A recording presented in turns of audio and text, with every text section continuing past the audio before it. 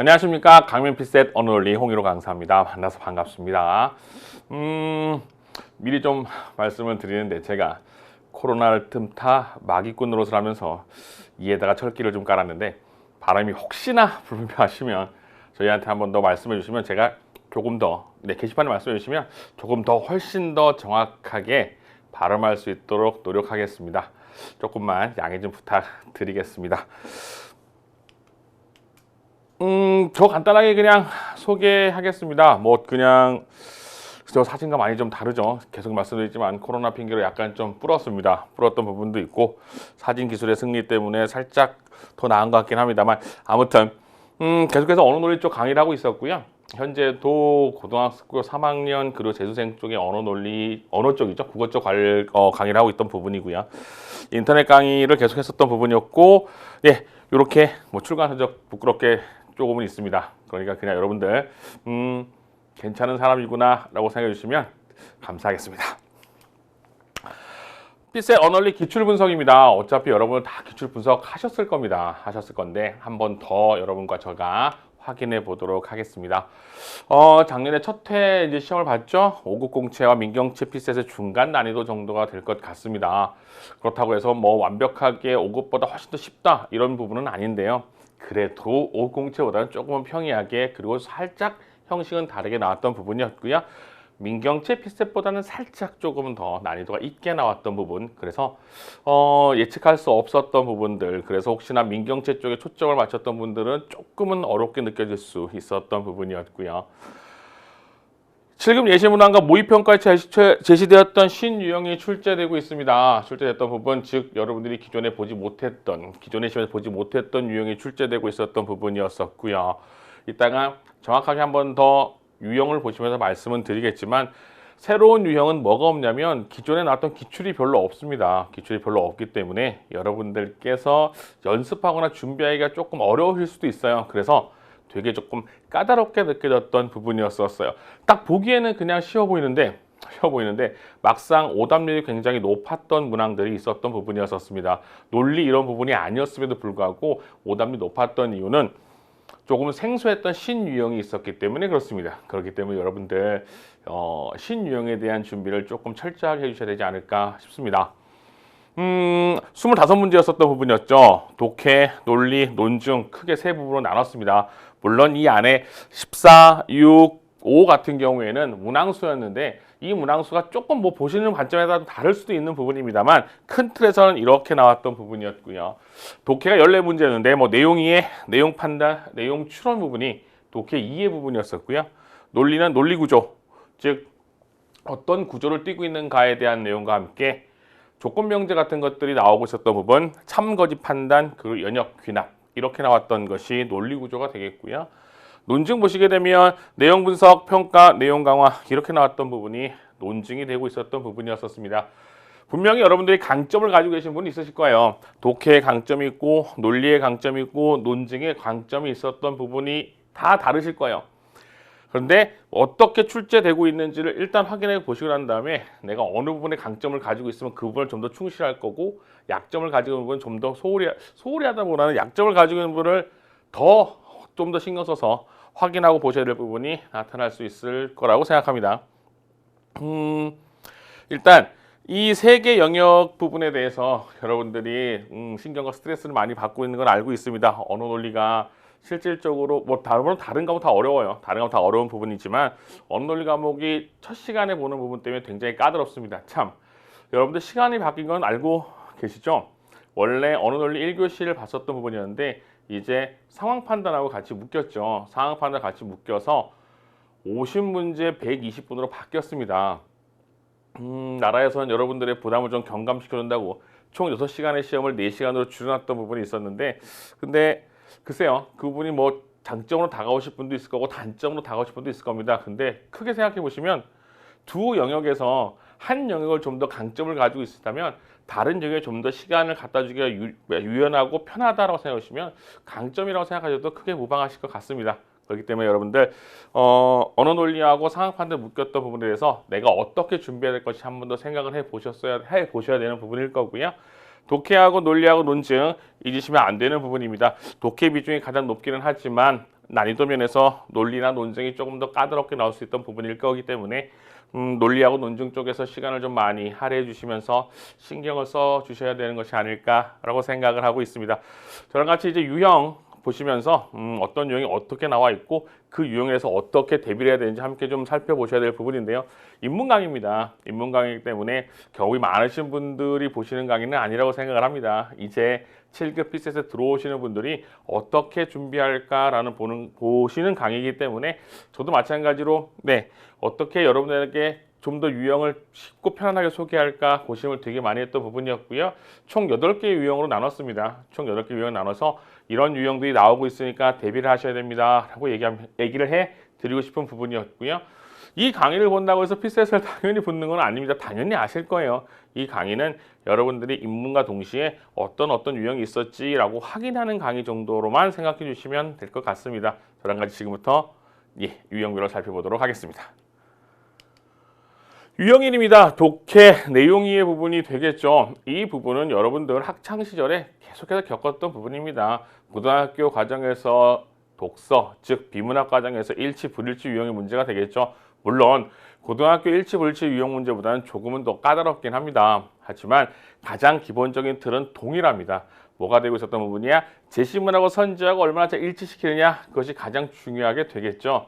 그렇기 때문에 여러분들이 이 내용을 보실 때는 내용에 대한 내용을 보실 때는 여러분들께서 선지를 먼저 일단 좀 봐주시는 게 좋으실 것 같아요. 사실 시간과의 싸움이 될 부분입니다. 시간과의 싸움이 될 부분이 있고 60분 동안 25문제를 풀어야 될 거기 때문에 한 문항당 2분 조금 넘게 여러분에게 허용된 시간이 있죠.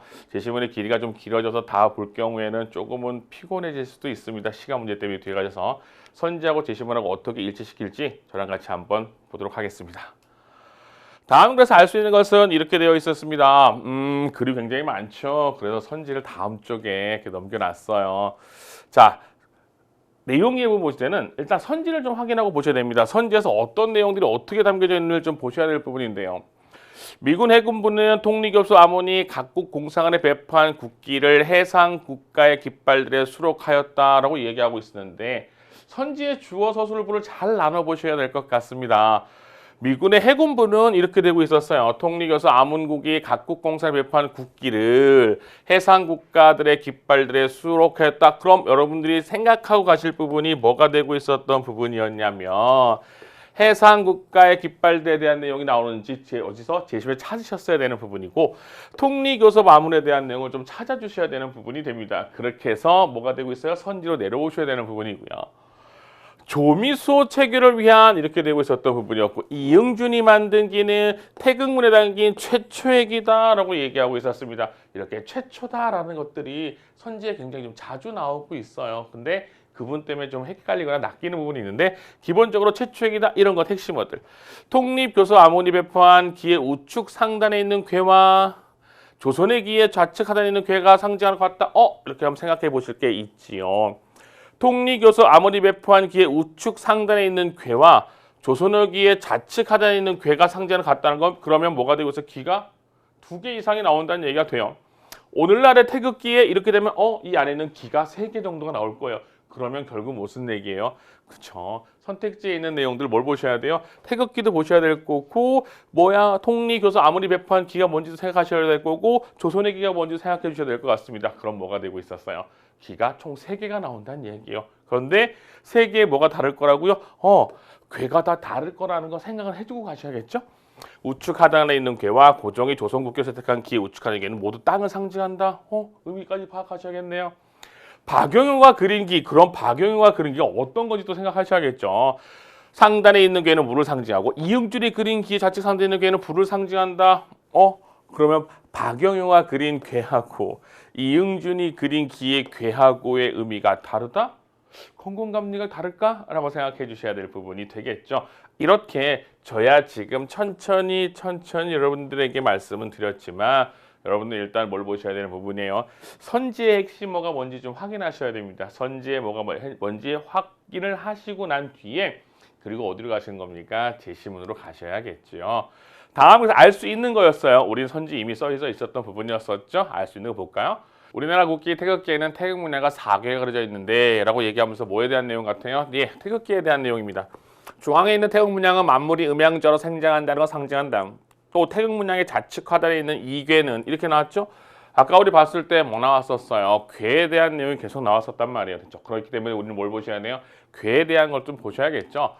이게는 불, 우측 상대에는 감개는 물, 좌측 상대에는 건개는 하늘, 우측 하단에 있는 곤개는 땅을 상징한다. 자, 글로 보면 조금 더 이해가 덜 될 수도 있어요. 그러면 그림을 한번 그려볼까요? 이렇게 그림을 그려보시면 되겠죠.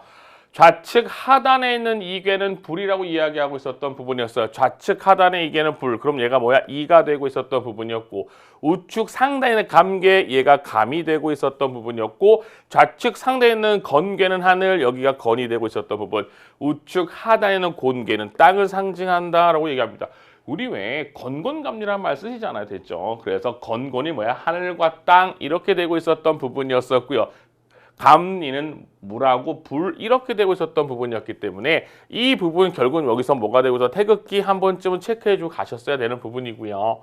4개가 상징하는 바는 거의 처음 만들 때부터 오늘날까지 변함이 없다. 태극 문양을 그린 기는 개항 이전에도 조선 수군이 사용한 깃발 등 여러 개가 있었는데 태극 문양을 그린 기는 여러 개가 일단 있었대요. 근데 아까 생각했을 때 뭐야? 최초 보셨죠? 최초라는 단어를 제가 보셨어요. 태극 문양과 4개만 사용한 기는 개항 후에 처음 나타났다. 어찌되었던 태극 문양을 그린 기는 여러 개가 있었대요. 1882년 5월 조미수호 조규 체계를 위해 아까 보셨죠? 조미수교 수호 조규 같은 것도 보시고 말씀드렸어요. 조미수호 조규 이렇게 나오잖아요. 됐죠? 확인하고 가셨어야 되는 부분이고요. 전권에서 임명된 이응준은 이응준도 보셨네요. 회담 장소에서 내걸 국기가 없어 곤란해하다가 회담 직전 태극 문양을 활용해 길을 만들고 그것을 회담지에 걸어두었다. 자, 읽으셨죠? 저는 이제 넘어갑니다만 여러분 시험지에는 뭐가 되고 있었어요? 위아래로 있겠죠. 아까 뭐 보셨어요? 조미수호조교, 그 다음에 이응준, 그리고 태극 문양을 활용 이렇게 보셨는데 여기서 뭐라고 나왔던 부분이었어요? 조미수호조교 체계를 위해 회담장 사용하고 있는 이응준이 만든 기는 태극 문양이 담긴 여기까지 좋았는데 최초의 기다라고 얘기하고 있었는데 위에서 뭐라 그랬어요? 태극 문양을 그린 기는 개항 이전에도 사용하고 있었다라고 나와 있었기 때문에 얘는 뭐가 될 수 없어요? 답이 될 수가 없어요. 옳은 것이 될 수가 없어요. 저는 지금 천천히 말씀을 드리고 있는 부분인데 여러분들은 뭐예요? 빠르게 눈으로 확인을 하셔야겠죠. 그러려면 뭐가 필요했었어요? 선택지, 선지에서 핵심어가 무엇인지 확인하는 것이 필요하셨어요. 이 연습은 되게 필요합니다. 항상 선택지의 핵심어가 뭔지 확인하고 보시면서 뭘 보시는 거예요? 제시문을 보시면 되는 부분이에요. 그 기에 어떤 문양이 담겼는지는 오랫동안 알려지지 않았다. 그런데 2004년 1월 미국의 어느 고서점에서 미국 해군부가 조미수호 조교 책을 한 달 후에 만든 해상국기의 깃발이라는 책이 발견되었다. 이 책에는 이응준이 그린 조선의 기. 자, 아까 뭐 보셨어요? 태극기 보셨고 뭘 보셨던 부분이었어요? 조선의 기라고 보셨죠. 조선의 기라고 보셨단 말이야. 그러면 조선의 기는 결국 누가 그린 거예요? 이응준이 그린 것이 바로 조선의 기라는 이름의 기가 실려 있었다. 그 기의 중앙에는 태극 문양이 있으며 뇌 모서리에 괴가 나시는데 다시 괴가 나오네요. 됐죠? 다시 괴가 나오고 있어요. 얘는 무슨 괴예요? 조선의 기예요. 조선의 기에 괴가 나오고 있었던 부분이었는데 좌측 상단의 감괴 좀 다르죠? 좌측 상단의 감괴 글씨 좀 바꿔볼까요? 좌측 상단의 감괴 감이 되고 있었네요. 우측 상단의 건괴 됐죠? 건괴가 됐고 좌측 하단의 곤괴가 되고 있었던 부분 우측 하단의 이괴가 되고 있었다라는 겁니다. 결국은 뭐예요? 태극기하고 뭐가 바뀐 것 뿐이에요. 그쵸? 건과 감, 이와 곤이 바뀐 상태가 조선의 기가 되고 있습니다. 확인하고 보셨어야 되는 부분이야. 왜? 아까 여기서 계속해서 뭐가 나왔다고요? 괴에 대한 비교가 나왔기 때문에 여러분들은 확인을 해주셔야 되는 부분입니다. 조선이 국기를 공식적으로 체험청한 것은 1883년의 일이다. 1882년 고종은 박용효, 박용효 어디서 보셨어? 여기서 보셨죠. 박용효가 라고 보셨단 말이에요. 체크하고 가셨어야 되는 부분. 어디에 신경 쓰는지를 말씀드리는 부분이에요. 지금은 문제를 풀어드리는 과정이 아니라 문제를 풀어가시면서 앞으로 문제를 풀어가시면서 어디를 보셔야 될지를 확인시켜 드리는 부분이기 때문에 보셔야 돼요.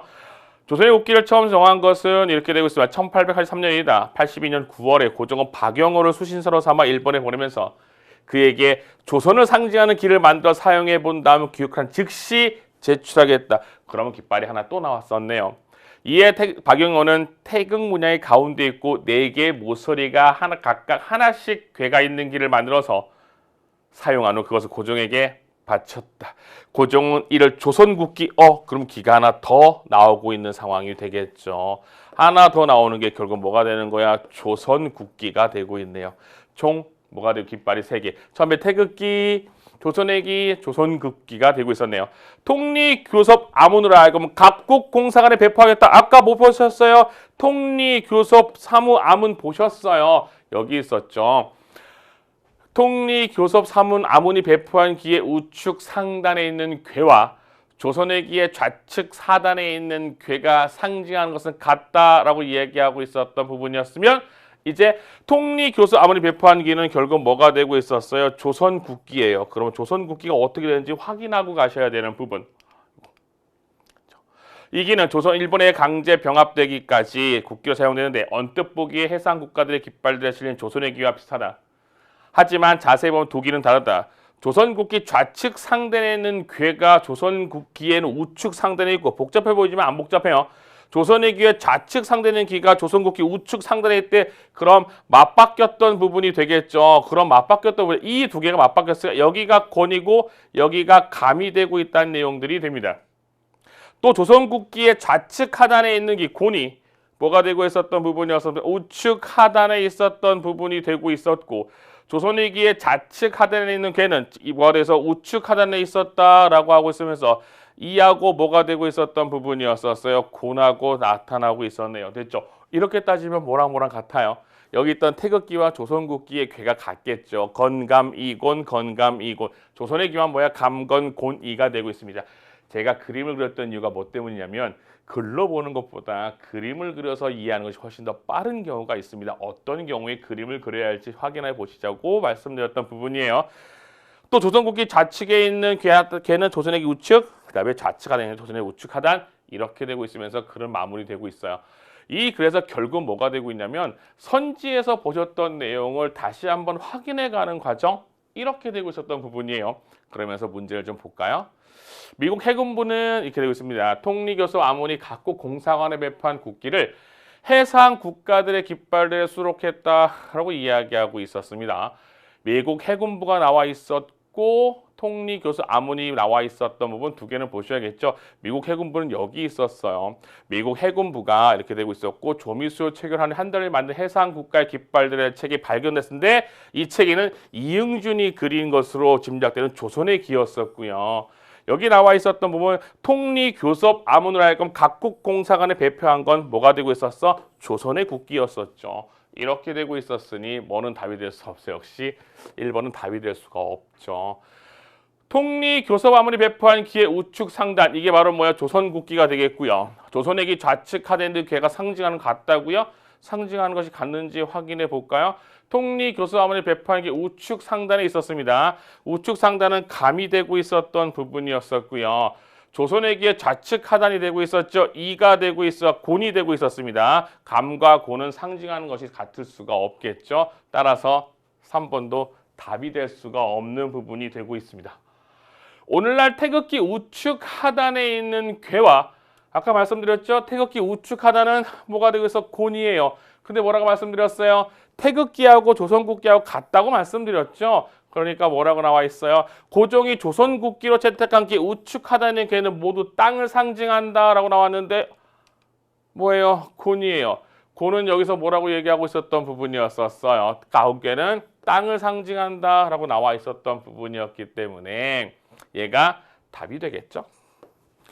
박영호가 그린 좌측 상단에 있는 괴는 물을 상징하고 이응준이 그린 좌측 상단에 있는 괴는 불을 상징한다라고 나와 있었던 부분이었습니다. 박영호가 그린 것이 조선의 국기입니다. 조선의 국기의 좌측 상단에는 뭐가 있었어? 건이 있었던 부분이었고요. 이응준이 그린 좌측 상단에 있는 괴는 감이 되고 있었던 부분이었기 때문에 뭐가 될 수 있어요? 각각 다른 의미가 되겠죠. 각각 같은 의미가 되겠지. 똑같이 물과 불이 될 수가 없었던 부분입니다. 정답 몇 번이 되고 있습니까? 4번입니다. 얘는 정답을 맞추는 것이 중요했던 부분이 아니었고요. 이런 유형의 문제를 어떻게 보시는지 확인하는 게 훨씬 더 중요하셨던 부분이었고요. 어찌되었든 뭘 확인하셔야 돼요? 선택지 확인하시고 난 다음에 선택지의 핵심 단어가 무엇인지 주어부와 서술부 확인하고 난 다음에 어디로 가시는 거예요? 선지로 들어가셔서 선지의 내용을 빠르게 어디서 확인하시는 부분이에요? 선택지에서 확인하고 가셨어야 되는 부분이 되고 있습니다. 이 문제를 맞고 틀리는 건 다시 한번 얘기하지만 중요한 게 아니에요. 이 유형을 어떻게 접근할 것인가 이 부분이 훨씬 더 중요하게 됩니다. 되셨죠? 유형 첫 번째 독해, 내용형 독해, 내용에 어떻게 하시는지 확인하고 보셔야 됩니다. 그럼 다음은 이제 뭘 보실 거냐면 독해 중에 내용 추론을 보시게 될 겁니다.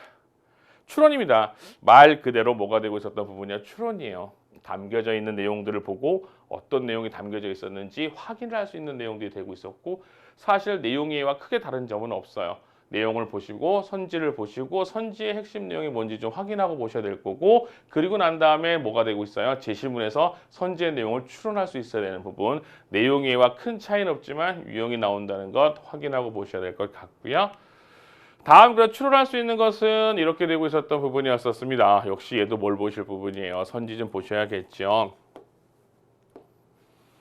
중액에서 만들어진 신호의 세기가 강한 경우에는 그럼 뭐가 핵심이에요? 중액이 되겠고 만들어진 신호의 세기가 강하대. 그럼 중액에서 신호가 만들어진지 확인하실 거고 그게 안정된 학습 반응이 나타나는지 확인하셔야 될 거고 학습된 공포 반응을 일으키지 않는 소리 자극은 공포 반응을 일으키지 않는 소리 자극은 선조체에서 그럼 선조체와 관련인지 확인하셔야 돼요.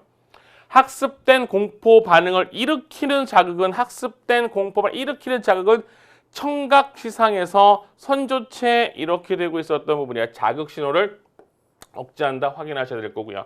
학습된 안정 반응을 일으키는 청각 시상에서 받는 소리 자극 신호는 이렇게 됩니다. 학습된 공포 반응을 일으키는 청각 시상에서 받는 신호 자극 신호보다 약하다. 비교 문제가 되겠네요. 확인하고 보실 것들. 학습된 안정 반응을 일으키는 경우와 학습된 공포 반응을 일으키는 모두는 중요하죠. 그럼 뭐예요? 함께여야 된다는 이야기예요. 청각 시상에서 측핵, 그럼 측핵 나왔네요. 측핵 단어 확인하고 보셔야겠죠. 전달되는 신호의 세기가 학습하기 전과 달라진다 확인하고 보셔야겠죠. 선지에서 일단 무엇을 보셔야 될지 내용은 한 번쯤 확인해 보셔야 될 부분이고요.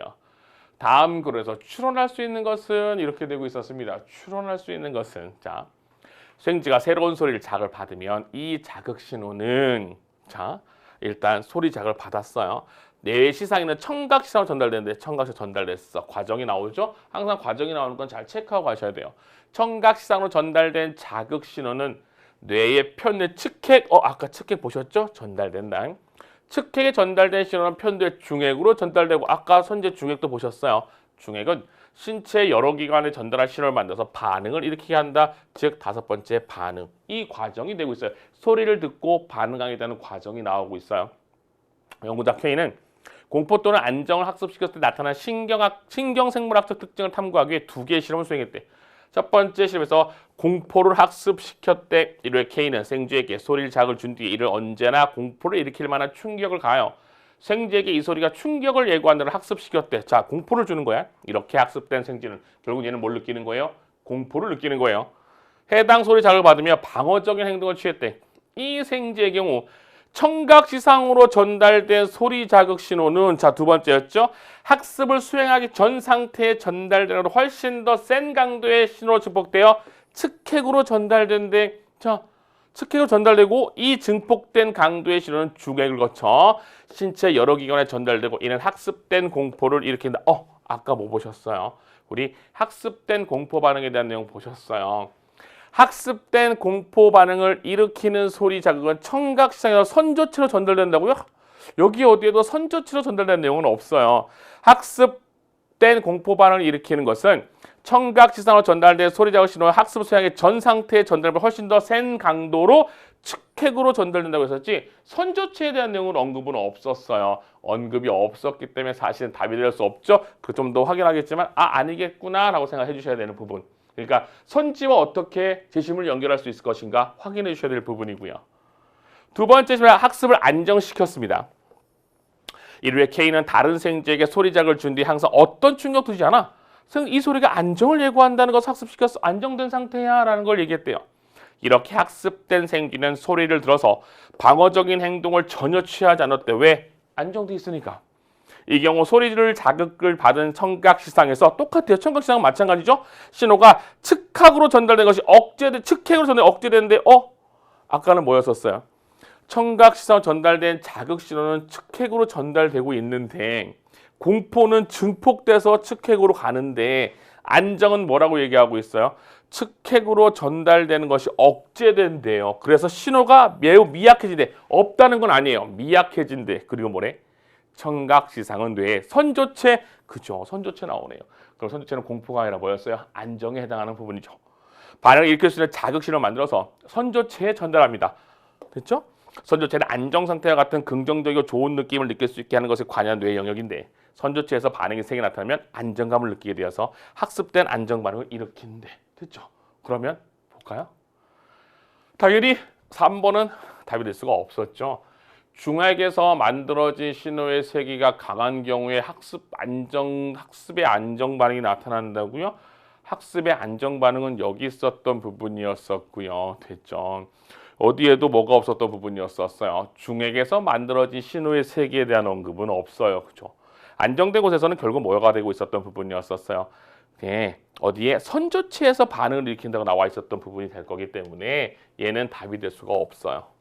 학습된 공포 반응을 일으키지 않는 소리 자극은 선조체에서 약한 반응이라고요? 아까 약한 반응 보셨죠? 신호가 매우 미약한 것. 선조체에서 약한 반응이 일어나는 것이 아니에요. 여기 썼잖아요. 선조체에서 뭐라고 얘기하고 있었던 부분이었었어요? 긍정적이고 좋은 느낌을 받을 수 있게 하는 영역인데 선조체 반응이 세게 나타나면 안정감을 느끼게 해서 학습된 안정 반응을 일으키고 있었던 부분. 따라서 학습된 공포 반응을 일으키지 않는 소리가 선조체에서 약한 반응이 일어나는 것은 아니라는 이야기죠. 4번에 학습된 안정 반응을 일으키는 청각시상에서 받는 소리 자극 신호는 학습된 공포 반응을 일으키는 청각시상에서 받는 소리 자극 신호보다 약하다라고 이야기하고 있었던 부분이었었어요. 이 내용 찾아볼 수가 없죠. 보세요. 학습된 안정 반응을 일으키는 청각시상에서 받는 소리 자극 신호는 학습된 공포 반응을 일으키는 청각시상에서 받는 소리 자극 신호도 약하다라고 얘기하고 있었는데 보세요. 여기 있었던 부분. 공포를 일으키는 것들, 됐죠? 공포를 일으키는 것들은 청각시상으로 전달되는 소리 자극 신호를 학습의 소양의 전 상태에 전달 훨씬 더 강한 신호, 측핵으로 전달하고 있었던 부분이었죠. 뭐가 되고 있었어요? 그 신호 자극 신호가 비해서 약하다는 내용은 나타나 있지 않습니다. 5번에 보시게 되면 학습된 안정 반응을 일으키는 경우와 학습된 공포 반응을 일으키는 경우 모두 청각신호 측핵, 그렇죠? 얘는 핵심이 뭐여서 측핵이었어요. 신호의 세기가 학습하기 전과 달라지죠. 왜? 여기서 뭐라고 얘기하고 있었던 부분이었었어요? 신호가 증폭돼서 측핵으로 전달되고 있었던 부분이었었고요. 신호가 측핵으로 전달된 것이 억제되기 때문에 전달된 신호 매우 미약해진다고 얘기하고 있었어요. 공포를 일으키는 것은 증폭되고요. 안정을 일으키는 것은 미약해진다고 얘기하고 있었으니 그쵸. 5번이 답이 되겠죠. 그러니까 확인하실 부분이 있어요. 첫 번째 유형이나 두 번째 유형이나 전부 다 뭐부터 보고 가시는 거냐면 선지부터 보고 가시는 겁니다. 선지부터 보고 가셔서 어디로 가셔야 될 부분이에요. 재심으로 가시는 거예요. 재심으로 가서 뭐가 되고 있었어요? 선지의 내용 부분을 찾아서 빠르게 뭐와 비교하는 부분이에요? 선지와 비교를 하셔야 되는 부분이 되고 있습니다. 또 한 번 더 얘기하지만 맞고 틀리는 것이 중요한 부분이 아니라 무엇을 어떻게 볼지를 찾는 것이 훨씬 더 중요하십니다. 당연히 인문 강의를 보시는 분들 이제 막 시작하셨던 부분이었고요. 시작하시는 분들은 하나씩 학습하셔야 됩니다. 급하게 생각하시면 안 돼요. 하루 이틀 공부하시고 훅 시험 보실 생각은 아니시잖아요. 입문하시고 심화 공부를 당연히 하셔야 될 부분인데 어떻게 내가 공부를 해갈 것인가에 대한 생각을 계속해서 해주셔야 됩니다. 아셨죠? 다시 한번 말씀드리지만 선지 보시면서 뭘 하셔야 되는 부분이에요. 내용을 이해하고 정답을 찾아가셔야 되는 부분입니다. 내용 이해와 추론 문제 확인하고 보셨고요. 그 다음 보실 부분은 역시 세 번째 유형입니다. 독해 내용 빈칸입니다. 내용 빈칸은 사실 추론이라 해도 과언은 아닌 부분인데요.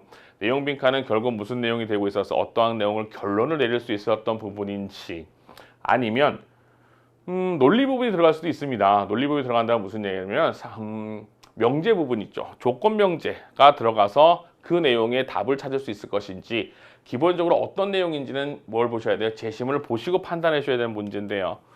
다음 글에 빈칸에 들어갈 내용 적절한 건 이렇게 되고 있었죠. 사실 이렇게 되면 뭐가 되고 있었던 부분이었었어요.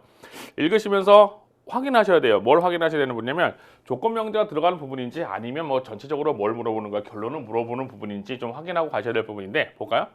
민간 문화 교류 증진을 목적으로 열리는 국제예술 공연의 개최 확정되었대. 이번 공연이 민간 문화 교류 증진 목적으로 열린다면 이렇게 되면 조건 명제에 해당할 수도 있죠. 조건 명제에 해당할 수 있었던 부분이었기 때문에 볼까요? 민간 문화 교류가 열린다면 자 공연 예술단의 수석 대표는 정부 관리에서 맡아서는 안 된다라고 얘기합니다. 그럼 간단히 볼까요? 민간이 만든다면 뭐 하죠? 안 돼요? 정부 관료가 안 된대요.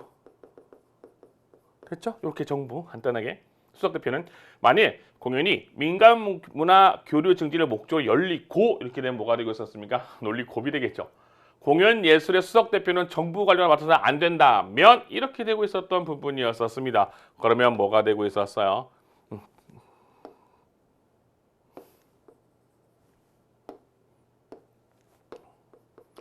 인간 문화가 되겠고 정부 관료가 맡아서 안 된다면 정만 쓸게요. 안 된다면 공연에서 수석 대표는 누가 맡아야 되는 부분이에요. 고전음악 지휘가거나 고전이 되거나 누가 되고 있었어요. 대중음악 연주자가 돼야 된다라고 얘기하고 있어요.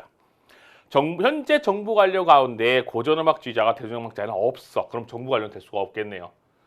예술단의 수석 대표가 반드시 있어야 하며 두 사람 이상이 공동으로 맡을 수도 있다. 전체 세대를 아우를 수 있는 사람이 아니라면 이렇게 됩니다. 아니라면 이렇게 되겠죠. 그럼 뭐예요? 전체가 아니라면 뭐가 되고 있어요? 수석 대표를 맡아서는 안 된다라고 이야기합니다. 그러면 얘 대우는 뭐와 같아요? 그렇죠? 수석 대표가 되려면 전체를 아우를 수 있어야 한다. 이렇게와 같은 내용이죠.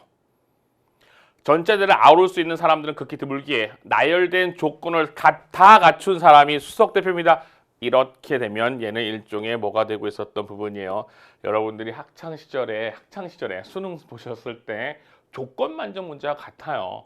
조건 만족 문제는 결국 무슨 얘기야? 모든 조건을 만족해야지만 성립이 되고 있어요. 그럼 얘는 조건이 뭐예요? 수석은 뭐가 되고 있었어요? 전체를 아우를 수 있고 고전 음악 지휘자나 대중 음악 제작자가 맡아야 되는 부분이 되고 있어요. 됐죠? 이렇게 조건을 만족하는 것이 무엇인지 확인하고 보셔야 될 부분입니다. 누가 공연단의 예수석 대표를 맡을 것인가 더불어 참가하는 예술이 누구인가도 많은 관심의 대상이다. 그런데 아이돌 그룹 A가 공연에서 참가하는 것은 분명하다. 왜냐하면 만일 갑이나 을이 수석 대표를 맡는다면 자 그러면 수석의 조건은 뭐가 되고 있었던 부분이었어요. 전체를 아우르고 고전이나 대중이어야겠죠. 그러면 여기 뭐가 되고 있었어요? 뭐이기 때문이다. 그럼 여기는 뭐가 되고 있었던 부분이었어요. 전체를 아우르고 됐죠. 뭐가 되고 있었어요? 대중이나 대중을 먼저 쓸게요. 뭐가 되고 고전이 돼야 된다라고 나올 수밖에 없어요. 그럼 확인하고 보실까요? 내용으로 가장 적절한 것은 이렇게 되고 있습니다. 갑은 고전 음악의 지휘자이며 자 조건이 맞죠? 전체 세대를 아우를 수 있기 때문에 됐죠. 조건이 맞아요. 그럼 정답은 1번일 거예요. 1번인데 나머지는 보셔야겠죠. 갑이나 을은 대중음악 제작 또는 고전음악 지휘자이기 때문에 대중음악 제작자 또는 고전음악 제작자 좋아. 근데 뭐가 없어? 그죠? 전체를 아울러야 된다는 조건에선 벗어났죠. 갑과 을은 둘 다 정부 관료가 아니며 전체 세대를 아우를 수 있다고? 근데 뭐는 없어. 대중음악 제작자이거나 고전음악 지휘자가 아니니까요. 을이 대중음악 제작자가 아니라면 세대를 아우를 수 없을 것이기 때문에 조건에서 안 맞는 조건이 되겠죠. 대중음악 제작자나 고전음악 지휘자 누구나 전체 세대를 아우를 수 있기 때문에 라고 얘기하고 있었던 부분이었습니다. 누구나 전체를 아우를 수 있다는 부분은 없었던 부분이 되고 있었습니다. 됐죠? 누구나 전체를 아우를 수 있기 때문에 라고 얘기합니다. 어쨌든 갑은 뭐가 되고 있어? 누구나가 될 수가 없는 부분이었고요. 갑은 고전음악이나 지휘자이며 전체를 아우를 수 있기 때문에 1번이 답이 되고 있습니다. 얘는 결국은 무슨 문제였냐면 조건만족 문제입니다. 조건만족 문제를 좀 확인해 주셔야 될 부분이고, 이런 조건만족 문제 사실 조건 명제 사용하지 않아도 읽으시면서 뭐만 찾아주시면 돼요. 조건이 무엇인지 확인만 해주시면 됩니다.